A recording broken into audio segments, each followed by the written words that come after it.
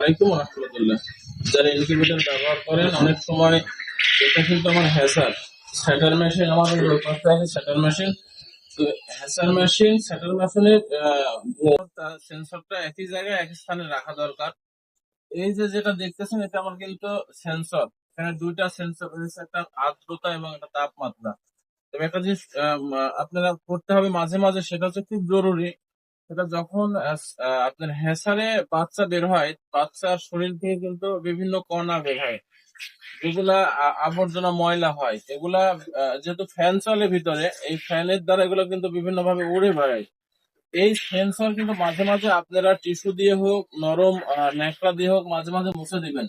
কারণ এই সেন্সরটাই মেন জিনিস। এই সেন্সরের তাপমাত্রা এই সেন্সর থেকে কিন্তু কন্ট্রোলারে দিবে। এই সেন্সর যদি সঠিকভাবে তাপমাত্রা কন্ট্রোল না পায়, তাহলে এখানে ভুল তাপমাত্রা আর্দ্রতা দিবে, তখন কিন্তু ডিম থেকে বাচ্চা বেরোতে বা যে কোনো একটা সমস্যা ঘটে যাবে। বিধায় যেহেতু এই যে সেন্সরটা দেখতেছেন, আর্দ্রতার সেন্সর, এখানে যদি ময়লা লেগে থাকে, তাহলে ময়লার এই সেন্সরের উপর যদি আর্দ্র পড়ে থাকে, তাপমাত্রা কিন্তু সঠিকভাবে ওখানে দিবে না। বিধায় এটা টিস্যু দিয়ে অথবা ন্যাকড়া দিয়ে ভালো করে ডলে মুছে দিবেন।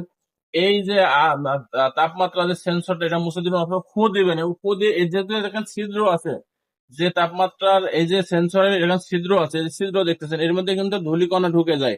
ধূলিকণা ঢুকে এখানকার যে সার্কিট আছে সেন্সর ভিতরে আছে, সেন্সর ঢেকে রাখে। ঢেকে রাখলে তো তাপমাত্রা সঠিক দিবে না। বিধায় ফু দিয়ে ধুলাকণা গুলা বের করে দিবেন, তাহলে সঠিকভাবে তাপমাত্রা দিবে, আপনার ডিম থেকে বাচ্চা সঠিকভাবে বের হবে। এই কাজটা করবেন, সবসময় খেয়াল রাখবেন। যখন এই মেশিন হোক, আপনার হ্যাসার হোক, স্যাটার হোক, সেন্সর, মাঝে মাঝে সেন্সর গুলো আপনারা টিস্যু বা ন্যাকড়া দিয়ে ভালো করে পরিষ্কার করে দিবেন। সেক্ষেত্রে আপনার সঠিক তাপমাত্রা যেটা, সেটা নিয়ন্ত্রণ এখানে দিবে। নচেত এখানে বিভিন্ন আর্দ্র পড়ে, ময়লা মাটি পড়ে এখানে উপরে জমা হয়ে সেন্সর তাপমাত্রা সঠিক কন্ট্রোলার দিতে পারবে না। যার জন্য আপনারা মাঝে মাঝের মধ্যে এগুলো পরিষ্কার করবেন। ভালো থাকবেন, সুস্থ থাকবেন। আসসালামু আলাইকুম।